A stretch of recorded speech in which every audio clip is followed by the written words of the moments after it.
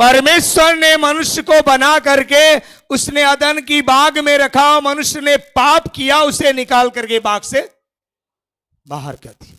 फिर भी परमेश्वर की दृष्टि उस पर लगी रही। वह फूलते फलते बढ़ते चले जा रहे थे, परिश्रम कर रहे थे, मेहनत कर रहे थे, फिर भी दुनिया में प्रभु ने उन्हें बांझ नहीं रखा। जो उनके गर्भ को खोला, संतान थे, बढ़ रहे थे, बढ़ रहे।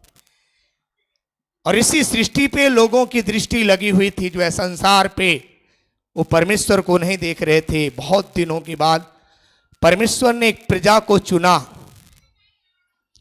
एक व्यक्ति को चुन करके परमेश्वर ने उसे अपना बनाया और बना करके उसने कहा कि मैं तुझे एक अलग चिन्ह दूंगा और मैं तुझे ऐसे बढ़ाऊंगा कि लोग देख के तुझे आश्चर्य करेंगे। Hallelujah, hallelujah.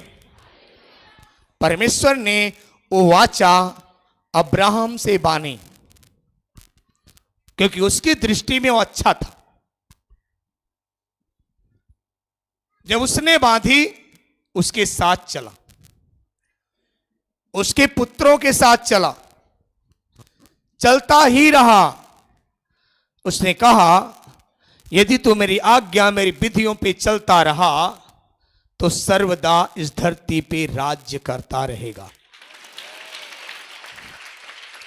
Hallelujah, hallelujah, hallelujah, hallelujah.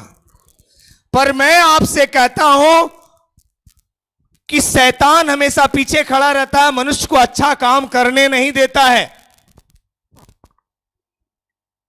उसकी कई पीढ़ी नहीं बीती थी, थोड़ी ही पीढ़ी उसकी बीती थी।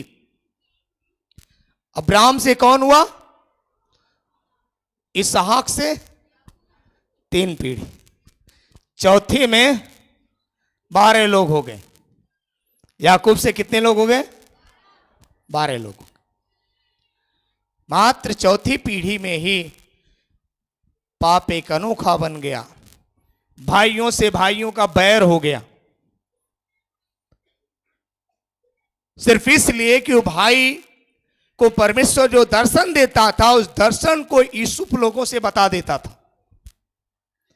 इसलिए उनको जलन होती थी। और भाई भाई को कह रहा है लगता आने वाले समय में हमारे ऊपर राज्य करेगा, हमारे ऊपर राज्य करेगा। इसलिए भाइयों ने जलन किया। और जब वो भेड़ बकरियां चरा रहे थे, उसके पिता ने कहा तेरे भाइयों ने भेड़ बकरियां चराने के लिए दूर चले गए हैं, तू जाकर के उनका हाल चाल लेके आ, कैसे हैं वे, अच्छे हैं कि नहीं। वह उनके लिए खाना लिया, पानी लिया, प्रेम से भरा हुआ अपने भाइयों को खोज रहा था। और जब भाइयों की दृष्टि उस भाई पे पड़ी तो उन्होंने कहा देखो स्वप्न देखने वाला आ रहा है, अब ऐसा मौका नहीं मिलेगा, अब इसको मार के गाड़ दो। जो अपने ही भाई को मार के गाड़ दो। वो भाई जो तुम्हें खाना और पानी लेके आ रहा पूछने के लिए कि मेरे भाई क्या कर रहे हैं, उस भाई को देख करके उनके अंदर एक गुस्सा, क्रोध आ गया। हालेलुया। उन लोगों ने क्या किया, उसको गड्ढे में फेंक दिया। जो एक पाप के कारण उस बच्चे को लोगों ने, मिस्रियों ने जब उधर से आ रहे थे, कुछ भाई ने कहा मार डालो, किसी ने कहा नहीं छोड़ दो, फिर बाद में उसे बेच दिया। क्या किया? बेच दिया। वो गड्ढे से निकाला और वो जा रहे थे मिस्त्री लोग, उनसे कहा कि एक काम करो, हमारे पास इसको एक गुलाम को लेते जाओ, और उसको बेच दिया। और अपने ऊंट पे चढ़ा करके लेके कहां चले गए? मिस्र में। Hallelujah, hallelujah, hallelujah, hallelujah. धन्यवाद प्रभु। मेरे प्रियो, वहां चले गए। ये सब कुछ परमेश्वर को बहुत अच्छा नहीं लग रहा था। उसने प्रेम के लिए बुलाया था, लेकिन प्रेम था कहां जब भाई भाई आपस में मर रहे थे। एक ही साथ कई संकट आए जो ये लोग पूरी तरह से अकाल में फंस गए, खाने खाने दाने दाने के लिए मरने लगे। कौन लोग मर रहे थे? जिन लोगों ने घात किया था भाई को। और परमेश्वर ने कहा तुमने उसको घात किया है और उसे ले जाके मिस्र देश में जहां बेचा गया, उसी जगह पे परमेश्वर ने उस देश का राजा बना दिया। जो हालेलुया। एक गुलाम व्यक्ति जो इतना ईमानदारी, इतना खराई से रहने लगा कि उसके ईमानदारी की चर्चा लोगों के बीच में चलने लगी। एक बाहरी आदमी, हमारे यहां का नहीं, पर बहुत ईमानदार व्यक्ति है, जो क्योंकि परमेश्वर के भय में चलता था। हालेलुया। और उसने, ध्यान देना, जिस परमेश्वर ने दर्शन दिया, जिसके पीछे वो चलता था, जब वो दर्शन पाया तब भी चलता था, भाइयों ने मारा तब भी चलता था, गड्ढे में फेंक दिया तब भी चलता था, बेच दिया तब भी चलता था। उसने ये नहीं कहा कि प्रभु यदि मैं रात दिन तेरी उपस्थिति में या प्रार्थना में चल रहा हूं तो तूने मुझे त्याग क्यों दिया। उसने सवाल नहीं किया। जो उसको ये था कि जिस परमेश्वर जो है वह हमारे जीवन के लिए हमेशा भला ही चाहता है, जो है वो हमारा बुरा कभी नहीं चाहता है। हालेलुया। दूसरा व्यक्ति होता तो उस परमेश्वर को छोड़ देता। क्यों छोड़ देता? कि मैं क्या करूंगा इसे लेकर के, जब मेरे मां छूट गई, बाप छूट गया, भाई सब छूट गया, मैं दूसरे देश में चला आया, आज मैं गुलाम हूं, नौकर हूं, और नौकर बन करके मैं नौकरी कर रहा हूं। अब मैं उसे लेके क्या करूंगा? मेरी उसकी जरूरत क्या है? यदि उसने मेरी सहायता नहीं की, उस समय उसको खड़ा होना चाहिए था। मेरे भाई मुझे मारते नहीं, वो हमको पकड़ करके हमारे घर ले जाना चाहिए था, पर उसने मेरे सामने आया नहीं। मैं मारा गया, पीटा गया, उठा के गले में डाला गया, बेचा गया, पर उसने एक बार में मेरे सामने खड़ा नहीं हुआ। लेकिन उसने कभी उस बातों पे ध्यान नहीं दिया। एक बातों पे ध्यान दिया, परमेश्वर सच्चा है, उसकी कोई योजना है, जो योजना वो कर रहा है हमारे जीवन के लिए वो अच्छा ही कर रहा, आगे को ही अच्छा ही करेगा वो, जो है। हालेलुया। और वो बेचा गया, राजा के कर्मचारी के पास गया जिसका नाम पोतीपर था। उसने ले गया और उस व्यक्ति को एक नौकर के रूप में रखा। पर कुछ दिन के बाद उसकी ईमानदारी, खराई, उसके काम पे देखते देखते एक दिन उसने बुला के कहा, आज से मेरे घर से लेके मेरे सारे काम धंधे पे मेन मैनेजर अब तू ही रहेगा। जो हालेलुया, हालेलुया, हालेलुया। ऐसा प्रधान बना दिया कि सारे लोग जलन करने लगे। एक चरवाहा, इजरायलियों को लोग चरवाहा बोलते थे क्योंकि उनका व्यवसाय था गाय बकरी भेड़ चराने का, इसलिए वे चरवाहा का बेटा बोलते थे कि इसने कैसा व्यक्ति, एक चरवाहे के लड़के को ले आके यहां का ऐसा बना दिया। परमेश्वर चरवाहे को ही खोज रहा। ध्यान देना, परमेश्वर को अमीर व्यक्ति नहीं चाहिए, उसे जो है धन के लालची नहीं चाहिए, उसको अच्छा चरवाहा चाहिए। अच्छा, और लोग उसे बोल रहे थे चरवाहा का बेटा है। ये चरवाहे का, ये चरवाहे का। और आज इन्होंने जो सौंपा, चरवाहे के बेटे को सौंप दिया। और चरवाहे का बेटा इतना खूबसूरत था, इतना सुंदर था कि जो उसका स्वामी पोतीपर था, उसकी पत्नी उस पर इतना लालायित हो गई कि उसके साथ सोने के लिए तैयार हो गई। पर उसने कहा मैं अपने स्वामी के साथ कभी धोखा नहीं कर सकता हूं, चाहे कुछ भी हो जाए, पर तुम मेरे स्वामी हो और मैं तुम्हारे साथ कभी सो नहीं सकता। इसके लिए उसने जो है जबरदस्ती किया। हालेलुया। उसके पास कुछ ऐसे महल के अंदर दरवाजे थे जिसको 7 फाटक कहा जाता था।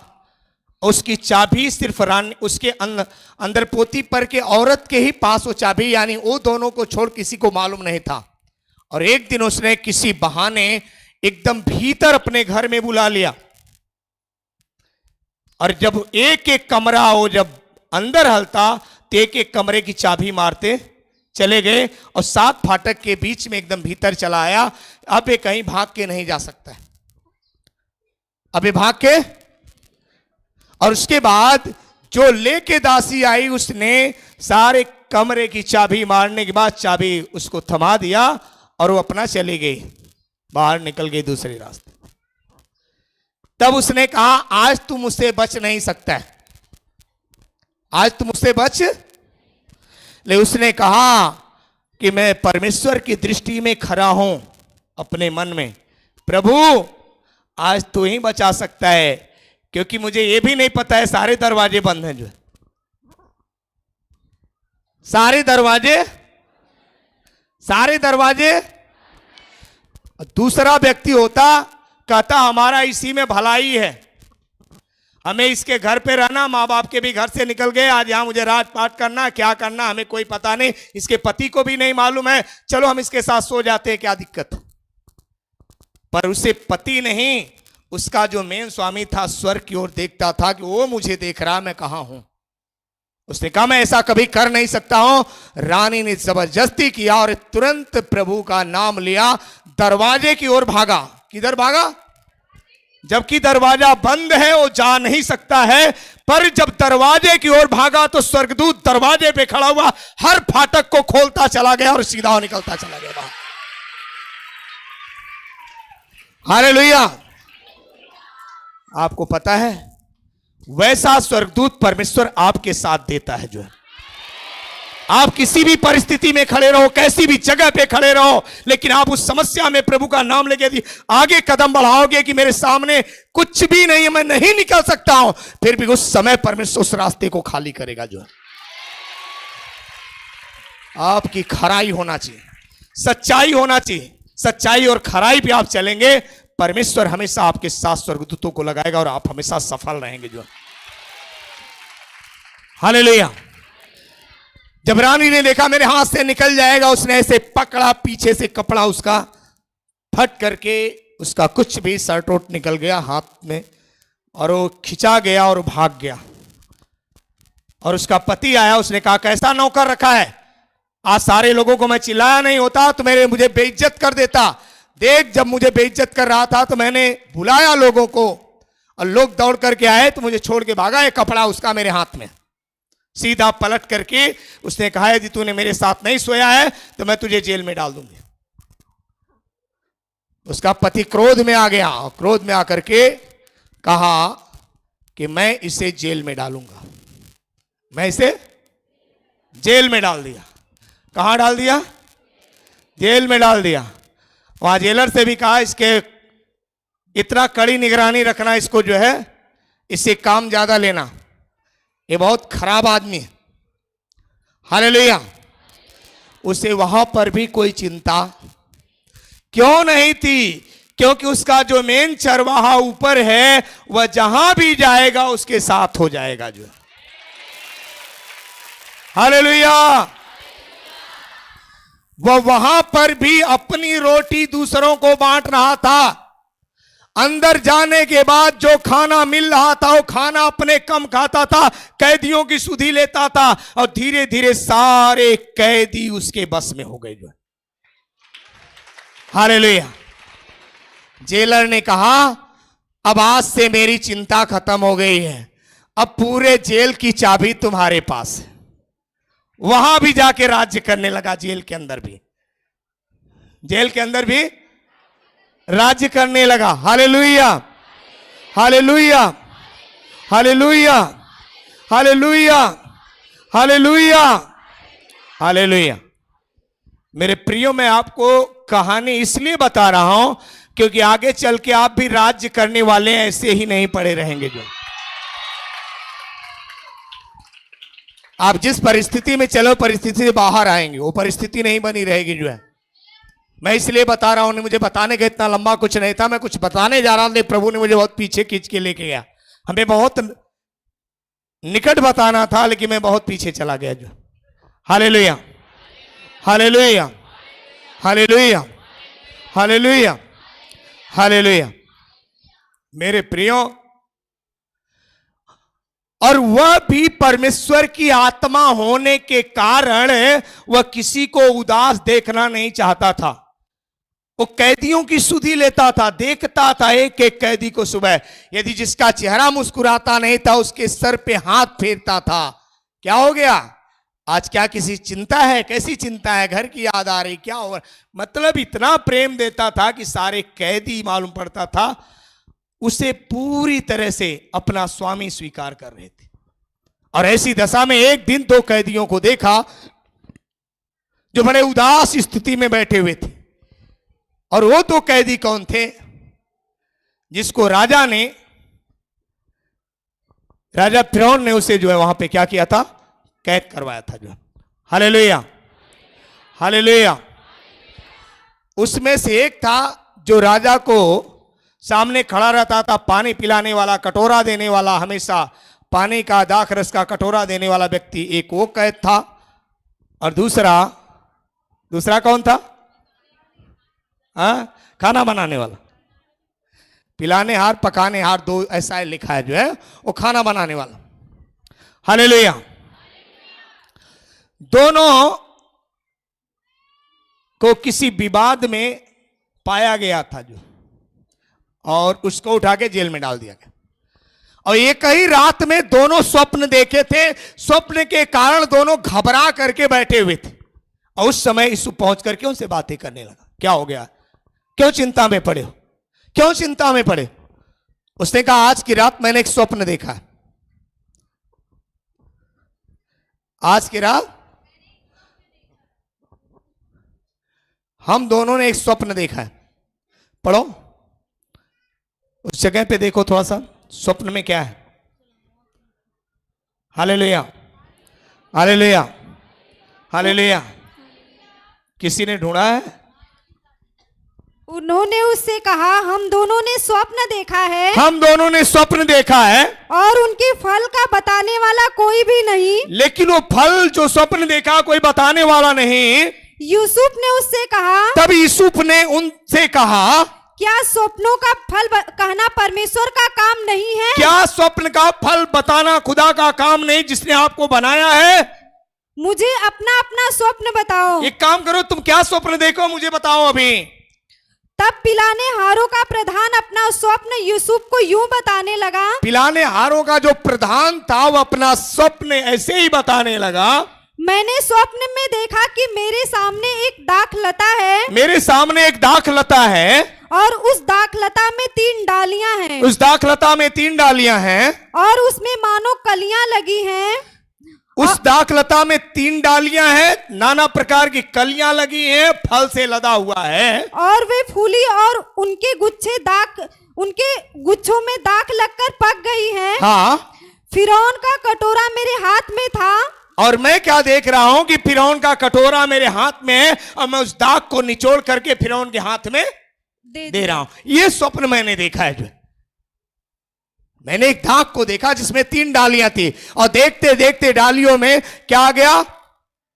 पत्ते आ गए, फूल आ गए, फल आ गए, पक गया। उस गुच्छे को लेकर के मैंने वापस राजा के सामने खड़ा। पहले ने इस स्वप्न को देखा, फिर दूसरे ने क्या देखा?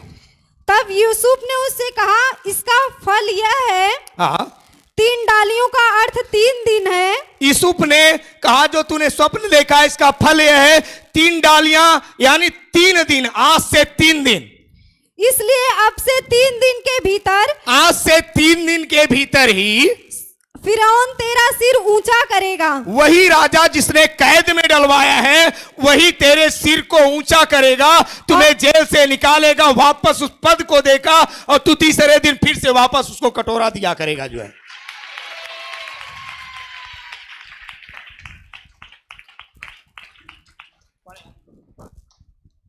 अतः जब तेरा भला हो जाए तब मुझे स्मरण करना। लेकिन एक बात है कि जब तेरा भला हो जाए तू राजा के सामने चले जाना तो मेरी अर्जी राजा से लगा देना कि एक ऐसा व्यक्ति है जो बिना गुनाह का अंदर पड़ा हुआ है।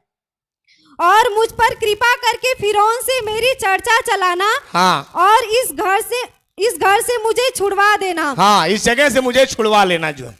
क्योंकि सचमुच इब्रानियों के देश से मुझे चुरा कर लाया गया है। हाँ, और यहाँ भी मैंने कोई ऐसा काम नहीं किया हाँ। जिसके कारण मैं इस कारागार में डाला जाऊं। मैंने कोई ऐसा पाप नहीं किया है जिसके कारण मैं जेल में डाला जाऊं, फिर भी मैं जेल में डाला गया हूं। राजा से सारी बातों को बता देना ताकि मैं जेल से बाहर निकल सकूं। जो है यह देखकर कि उसके स्वप्न का फल अच्छा निकला, हाँ, पकाने हारों के प्रधान ने यूसुफ से कहा। तब दूसरे व्यक्ति ने यूसुफ से अपना स्वप्न बताया।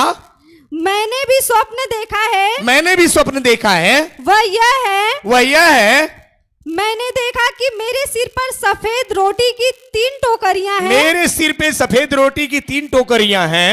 और ऊपर की टोकरी में फिरौन के लिए सब प्रकार की पकी पकाई वस्तुएं हैं। ऊपर की जो टोकरी है उसमें सब प्रकार की पकी पकाई, टोकरी के अंदर रोटियां हैं, भोजन है। और पंछी मेरे सिर पर की टोकरी में से, और पंछी मेरे सिर पर की टोकरी में से उन वस्तुओं को खा रहे हैं। उन वस्तुओं को नोच नोच के खा रहे हैं। मैंने ऐसा सपना देखा है। मेरे सिर पे 3 टोकरी है और टोकरियों के अंदर क्या है? फिरौन के लिए अच्छे भोजन वस्तुएं हैं। ऊपर की टोकरी में जो कुछ भोजन है उसमें पंछी नोच नोच के खा रहे हैं। उसके स्वप्न का भी फल उसने बताया। आगे यूसुफ ने कहा इसका फल यह है। इसका फल यह है। 3 टोकरियों का अर्थ 3 टोकरियों का अर्थ यह है कि आज के 3 दिन, अब से 3 दिन के भीतर, आज से 3 दिन के भीतर फिरौन तेरा सिर कटवा कर, फिरौन तेरा सर कटवा करके तुझे एक वृक्ष पर टंगवा देगा। तुझे एक वृक्ष पे टंगवा देगा और आकाश के पंछी तेरे मांस को नोच नोच के खाएंगे। ये दोनों के स्वप्न का फल है। ये कौन बता रहा? वो परमेश्वर का दास है जो ऐसी बुराई से बच गया, जिसको इतना बढ़िया मौका मिला था कि बेविचार कर सकता था, पर ऐसे बेविचार से उसने भागा। परमेश्वर की दया दृष्टि और एक ऐसा कि परमेश्वर की आत्मा 24 घंटा उसके अंदर चल रही थी कि एक बोलते देरी नहीं उसने स्वप्न का फल बता दिया। ये स्वप्न का फल है दोनों को। एक को तो आज के 3 दिन के भीतर अपना पद वापस मिलने वाला है और दूसरा 3 ही दिन के भीतर उसका सर कलम होने वाला है और उसके शरीर को पेड़ पे टांगा जाएगा ताकि आकाश की पंछी उसको नोच नोच के खाएं। और जैसा उसने कहा ठीक तीसरे दिन वैसा ही हो गया। तीसरे दिन दोनों बुलाए गए, एक को एक का पद दिया गया, एक को कटवा के लटका दिया गया। हालेलुया। पर बहुत दिन बीतने के बाद वो जब पद पा गया तो भूल गया कि जिसने हमें स्वप्न का फल बताया था उसने हमें कोई अर्जी किया है कि हमें भी जेल से निकाल लेना। वो भूल गया, अपने सुख के आनंद में यूसुफ को भूल गया। हालेलुया। लेकिन बहुत दिन बीतने के बाद एक समय ऐसा भी आ गया, एक रात राजा रात में जब सोया वह स्वप्न देख करके घबरा गया और ऐसा स्वप्न देखा कि पूरे राज्य के जितने तांत्रिक जोशी सारे लोगों को बुलाया कि भाई इस जो मैंने स्वप्न देखा है इसे आप बताएं। जो पर किसी ने राजा के स्वप्न को बता नहीं पाया। राजा एकदम चिंता में पड़ गया और राजा का चिंता देख करके राज्य के लोग भी चिंतित हुए और जो दिन भर डाक मधु देने वाला व्यक्ति और चिंतित हो गया। राजा को कटोरा देता, राजा का मुंह लटक जाता, राजा लेता ही नहीं, उसको चिंता है। अब उसकी जब चिंता उसको देखा, उसको बड़ा घबराहट हुआ कि मेरा राजा की स्थिति ऐसी हो रही है। जब अब इसकी चिंता कैसे मिटेगी, इसका स्वप्न कौन बताएगा? स्वप्न तब उसको ध्यान आओ, जिसने मेरा स्वप्न बताया था उसने मुझे कहा था मेरी सुधि लेना, वही इसका स्वप्न बता सकता है। तब उसने कहा राजा मुझसे बड़ा गुनाह हुआ है, राजा मुझसे बड़ा गुनाह हुआ है। जब आपने मुझे छुड़ाया जेल से, उससे पहले हम दोनों ने स्वप्न देखे थे और जेल के अंदर ही एक ऐसा इब्रानी व्यक्ति है जो हमारे सपनों का फल बताया। उसने मुझे कहा 3 दिन के भीतर तुम्हें तुम्हारा पद वापस मिलेगा। उसे कहा 3 दिन के भीतर राजा तेरा सर कटवाएगा और तुझे पेड़ पे लटका देगा। और जैसा उसने कहा वैसा ही उनके जीवन में हुआ है। अगर वो व्यक्ति आएगा तो आपके स्वप्न का फल। Hallelujah, hallelujah, hallelujah, hallelujah. मेरे प्रियो, राजा ने कहा उसे जल्दी जेल से बाहर ले आओ, उसको बढ़िया कपड़ा पहना करके अच्छे से ले आओ, नहला धुला करके मेरे सामने। जब लाया गया तब उसने कहा, राजन आपने क्या स्वप्न देखा? उन्होंने कहा, आज की रात मैं सोया था तो मैंने देखा मैं नील नदी के किनारे में टहल रहा हूं। टहलते टहलते मैंने देखा कि 7 मोटी गायें बहुत तंदुरुस्त नील नदी के किनारे वो चर रही हैं। क्या चर रही हैं मालूम है? घास चर रही। मैं देखा इतनी सुंदर इतनी तंदुरुस्त गायें मैंने कभी देखा। देखते देखते 7 और गायें, दुर्बल गायें निकल गई। जो वो जब चल रही थी तो उनकी टांग बज रही थी, एक को मालूम पड़ता था हवा लग जाएगा गिर जाएगी, और ऐसी गायें आई और 7 गायों को निकल गई। जो देखते ही देखते मैं देखा वो कहां चली गई 7, और 7 निकलने के बाद भी वो ऐसे ही झूल रही है कि मालूम पड़ रहा उनको सांस नहीं आ रही है, इतनी मोटी गाय पता नहीं कहां चली। बोले मैं उठ गया झटके में, देखा कहीं कुछ नहीं। कुछ समय के बाद राजा फिर सोया। बोले जब फिर सोया तो मैं क्या देख रहा हूं, फिर नील नदी के किनारे में टहल रहा हूं और कुछ मैं पेड़ को देख रहा हूं कि तुरंत उगा और उसके डंठल में 7 मोटी मोटी बालें लगी, बड़ी खूबसूरत, जो ऐसी बालों को मैंने नहीं देखा। और देखते देखते उसके बगल में भी ऐसे ही पौधे उगे जो एकदम मुरझाए हुए मरे हुए के समान थे, और जब वो लटके तो 7 मोटे पेड़ों को खा गए। अब फिर भी वो ऐसे ही झूल रहे थे। वो मालूम पड़ा कि पेड़ सूखे हुए हैं, और मुझे कुछ समझ में नहीं आया। फिर दोबारा नींद टूटा और मैं सुबह से लेके तब से आज तक परेशान हूं। ये कैसा स्वप्न है, अजीब सा स्वप्न है, मेरे समझ में। Hallelujah, hallelujah, hallelujah, hallelujah, hallelujah.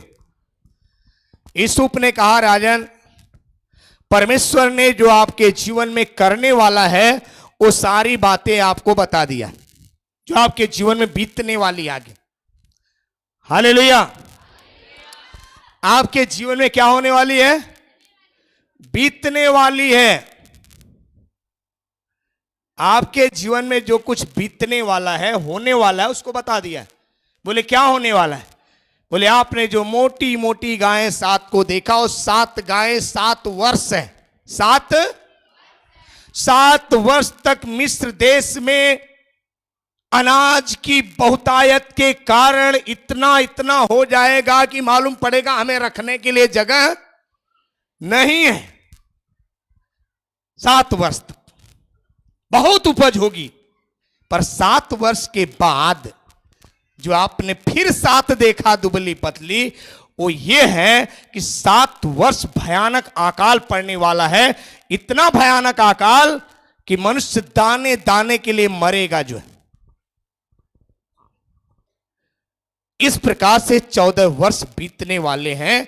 परमेश्वर ने जो करने वाला है वह तुम्हें पहले से ही दिखा दिया। हालेलुया। राजा ने कहा जब तुम स्वप्न जान सकते हो तो यह भी बता सकते हो इससे हम निजात कैसे, मसीह से बाहर कैसे निकल सकते हैं, ये भयानक समय से हम बाहर कैसे निकल सकते हैं। उसने कहा राजा आप कोई एक बुद्धिमान मंत्री को चुने जो राज्य के अंदर इस 7 साल की उपज को कहीं इकट्ठा करके रखे। जो भी बेचा जाता है दाना सब ले ले, खाने के सिवा जो उनको साल भर खाने का भोजन उतना रखे, बाकी अनाज दे दे, आप उसको सुरक्षित रखो ताकि अकाल के समय वही अनाज खाने के लिए काम देगा। Hallelujah, hallelujah. मेरे प्रियो, राजा ने कहा मैं बुद्धिमान कहां खोजने जाऊं? अरे जो स्वप्न को बता सकता है इससे बड़ा बुद्धिमान कहां मिलेगा। जो हालेलुया। राजा ने कहा मैं मिस्र की गद्दी पे राजा बन के बैठा हूं, सिर्फ मैं ही तुमसे बड़ा राजा हूं, और इसके बाद मिस्र का प्रधानमंत्री आज से तू रहेगा। जो हालेलुया। वो कौन है जिसके भाइयों ने मार करके गड्ढे में फेंक दिया था? उसको परमेश्वर ने मिस्र की गद्दी दे दिया। जो हालेलुया। और उसने वैसा ही 14 साल तक किया। राजा ने ऐसा क्यों कहा, अब आप इसको समझ सकते हैं। जो राजा थोड़ा समय तक सोचा और सोचने के बाद कहा कि ये माइंड से हमारे भी बाहर है और यहां के लोगों से भी बाहर है। 7 साल गेहूं की फसल बड़ी अच्छी होगी और 6 महीना के बाद दवाई डालने पर भी घून पड़ जाता है ना। और साल भर बीतत बीतत तो ना कैसा भी रखोगे, साल भर के बाद वो खराब होने लगे। तो बताओ कौन सी विधि से रखा जाएगा कि 7 साल का अनाज 7 साल का गेहूं रखेंगे और फिर 14 साल के लिए खिलाएंगे? ये तो हो ही नहीं सकता है। हो सकता है क्या? इसलिए राजा दिमाग लगाया कि अगर इस व्यक्ति को हम नहीं चुनते हैं तो कोई भी राज्य को संभाल, क्योंकि इसके अंदर वो बुद्धि है, ये समझ सकता है। उसने क्या किया, उसने गेहूं को बिल्कुल वैसे ही कटवा करके बोझ का बोझ ही रखवा दिया उतने दिन के लिए।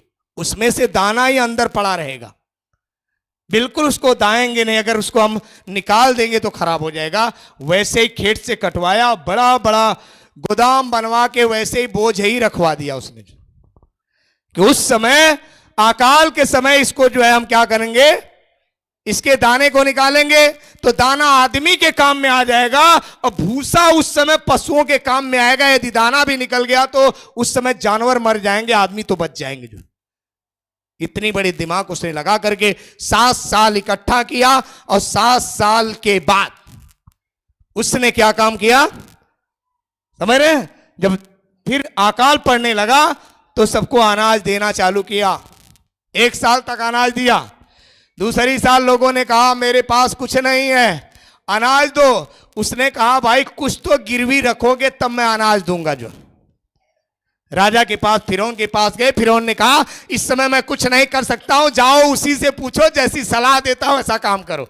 ये समय खराब चल रहा है, अकाल पड़ा हुआ है, आपको जीवित रहना है, अब मैं क्या सलाह दूं, उसी के पास चले जाओ, वो जैसा कहता है। उसने कहा देखो 1 साल तो मैंने खिला दिया, अब दूसरी साल एक काम करो, आप अपने बर्तन जो कुछ है आप ले आओ, रखो गिरवी, सब कुछ रख दो, सोना चांदी गहना कुछ दो, 1 साल और खिलाएंगे। 1 साल खिलाया, गहना सब खत्म हो गया।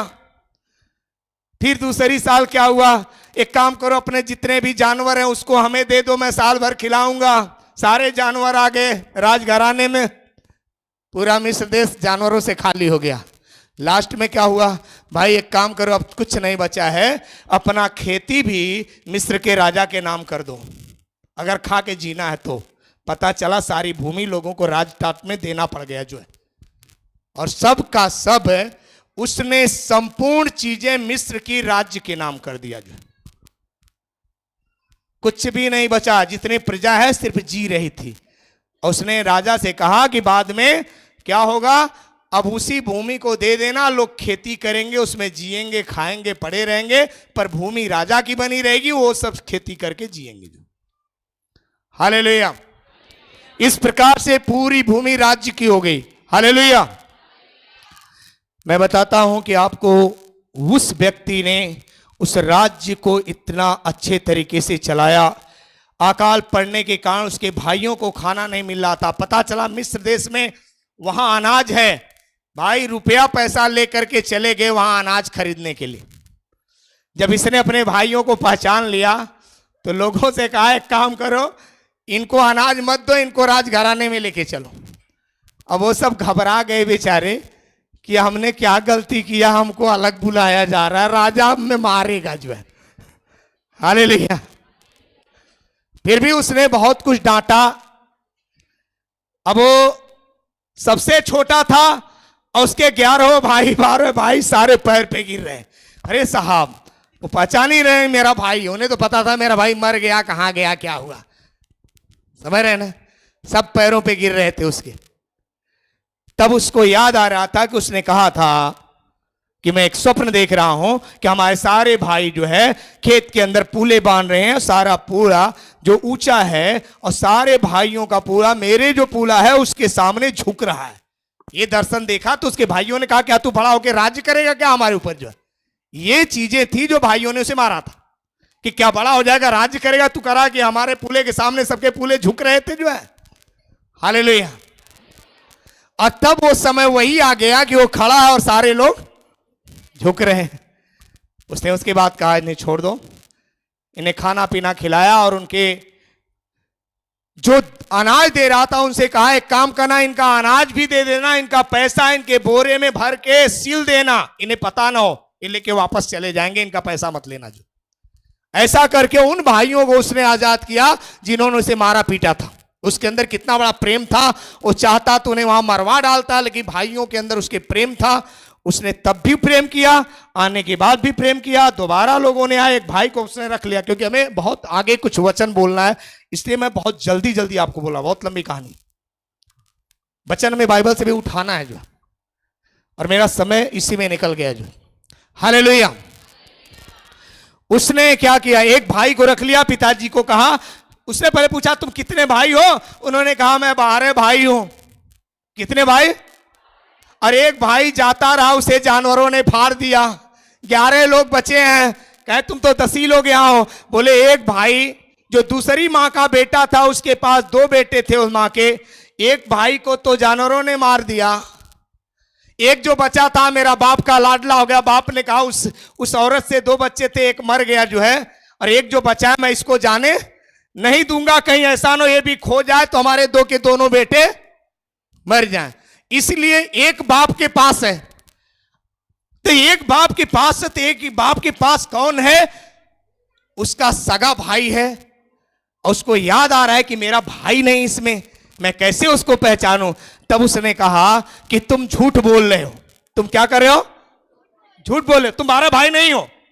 यदि तुम 12 भाई हो, तुम्हारा एक भाई मर गया है और एक भाई छोटा भाई पिताजी के पास है, 10 लोग आए हो, तो जो 11वां घर पे है उसको लेके आओगे, तब हम जान जाएंगे कि तुम 12 भाई हो।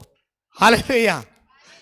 इसलिए एक जन यहीं पे रहो, और जब उसको कोई लेके आएगा तो इसको छुड़ा के, अब एक जन को यहां रखवा लिया उसने जो। हालेलुया। दोबारा वो लोग आए, समझ रहे ना? दोबारा आए, उस भाई को लेके आए। जब भाई को लेके आए तब वह अपने आप को रोक नहीं पाया। जब भाई को देखा और उन भाइयों के साथ तो अंदर ले गया। खाना बनाने के बाद सब कुछ सारी व्यवस्था थी, पर उसने मिस्रियों को कहा सब लोग बाहर निकल जाओ। उसके अंदर एक आग थी जो अंदर पूरा समझ नहीं पा रहा तो मैं क्या करूं। तब उसने सबको निकाल दिया महल से, राजमहल से बाहर निकाला 12 भाई के सामने। तब वह जोर जोर से रोने लगा, चिल्ला चिल्ला के। उसने कहा मैं ही तेरा भाई यूसुफ हूं, जिसको तुम लोगों ने मुझे मार के फेंक दिया था। बहुत रोया जो, इतना रो रहा था, इतना रो रहा था, सारे भाई रो भी रहे थे, कांप भी रहे थे कि अब तो इसने मुझे मौका पे पा गया, आज मुझे काट डालेगा। रो वह जरूर रहा, लेकिन क्रोध अंदर है। फिर रोने के बाद जब वो शांत हुआ, उसने कहा तुम लोगों ने जो किया वो अच्छा किया, वो परमेश्वर की इच्छा थी, क्योंकि प्रभु को मालूम था कि अकाल पड़ेगा तो इन्हें खाने के लिए नहीं मिलेगा, शायद इसलिए परमेश्वर ने मुझे पहले से तुम्हारे भोजन के लिए यहां पे भेज दिया था। हालेलुया। और मेरा बूढ़ा पिता कैसा है?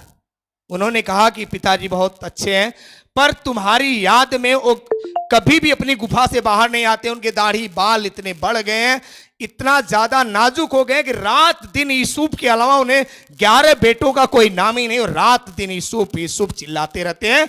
और आप मिल गए नहीं मिलते तो वैसे ही कहते कहते अधोलोक को मर जाता, पर उसके अलावा भूलता नहीं है, क्योंकि यूसुफ से बहुत प्रेम करता था पिताजी। उसके लिए एक अलग कपड़ा बनवाया था, रंग बिरंगा कपड़ा। बाइबल बताती है यूसुफ से बहुत प्रेम करता। वह लड़का उसका लाडला गायब हो गया था, और रात दिन बाप उसको रोता रहता था, रात दिन रोता रहा। उसने कहा पिताजी से जाके संदेश दे दो। जो राजा से पूछा कि राजन मेरे फैमिली की हाल है, वहां खाना पीना दाना सारी व्यवस्था नहीं है। राजा ने कहा कि तुम्हें मिस्र देश का जो सबसे सुंदर जगह मालूम पड़ती है, उस जगह पे अपने परिवार को ले आकर के बसा दो। जो हालेलुया। तब उन्होंने गोसेन नगर चुना, वहां पे अधिक से अधिक हरियाली थी। उन्होंने कहा हमारे जो परिवार के लोग चरवाहे हैं, उनके बाद भेड़ बकरी गाय बैल हैं, वहां रहेंगे तो अच्छी जगह है, उनके पशुओं के लिए भी चारा मिलेगा जो है। हालेलुया। और उस समय ये लोग यहां से गए और पूरा परिवार राजा ने रथ भेजा, यहां से सारी चीजें गई उनको लाने के लिए, और फिर वहां से लेकर के इनको मिस्र देश में लाया गया। कहां लाया गया? और मिस्र देश में लाया गया। उस समय 70 प्राणी थे। कितने लोग? 70 लोग। वो 12 बेटे, और 12 बेटों के जो लड़के थे याकूब, उन सारे लोगों को मिला करके कितने थे? यूसुफ तो मिस्र में ही था, मिस्र में उसके पास 2 बेटे हुए थे, राजा ने उसकी शादी कर लिया था, वो तो मिस्र के ही थे। बाकी यहां से सारे लोग 70 प्राणी, पूरा फैमिली 70 लोग वहां पहुंचे। कितने लोग? 70 लोग। हालेलुया। और फिर उसके बाद यूसुफ अपने बुढ़ापे में मर गया। मरते टाइम अपने बच्चों को बुलाया और बुला करके कहा, सुनो, हम तो ऐसी जगह आ गए मिस्र देश की गुलामी में, हमारा परिवार भी आ गया, अब यहीं मिस्री लोग रहेंगे और जैसे भी रखेंगे अब यहीं रहोगे तुम लोग, पर मुझे जहां गाड़ रहे हो सुरक्षित मेरी हड्डियों को गाड़ना है, रख दो जो है, मेरे कंकाल को कहीं रख दो जो है, क्योंकि एक दिन परमेश्वर तुम लोगों की सुधि लेगा। एक दिन वह खुदा जिसने तुम्हें वहां से संभाल के लेके आया, यहां पे बसा दिया, वही परमेश्वर तुम्हारी एक दिन सुधि लेगा।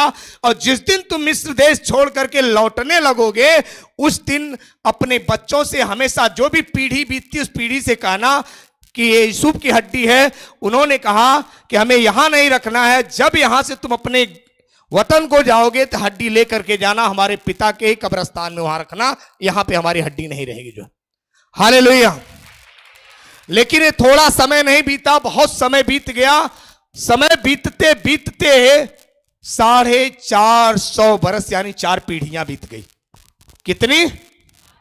450 बरस मिस्र की गुलामी थे, और परमेश्वर की नजर ऐसी थी कि उनकी संतान धारा के समान बढ़ रही थी, जो इतने बढ़ गए कि मिस्र के लोग घबरा गए कि ये संख्या इतनी बढ़ गई कि आने वाले समय में लगता है यही सब यहां पे राज्य करेंगे।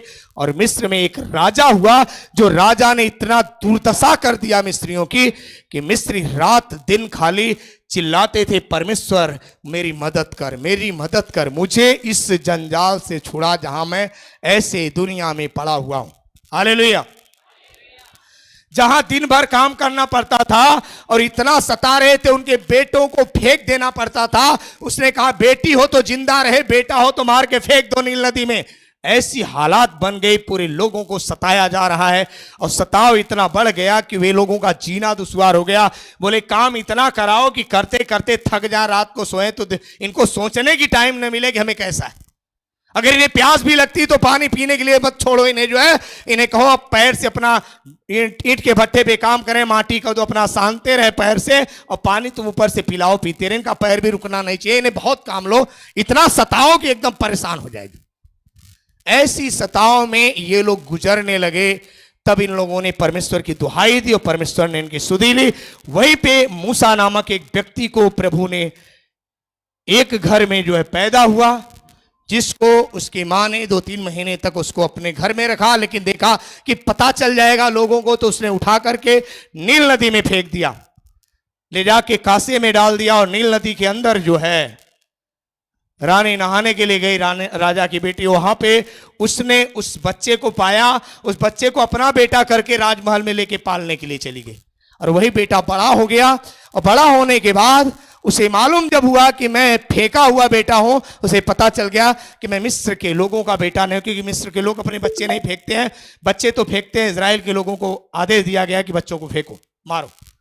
इससे उसने अपने लोगों की सुधि लिया, अपने लोगों की सुधि लिया, पर अपने लोगों ने उसे स्वीकार नहीं किया, और उन लोगों ने उसे जो है ताना मारा, वो छोड़ के भाग गया देश, मिस्र से मिद्यान देश को चला गया।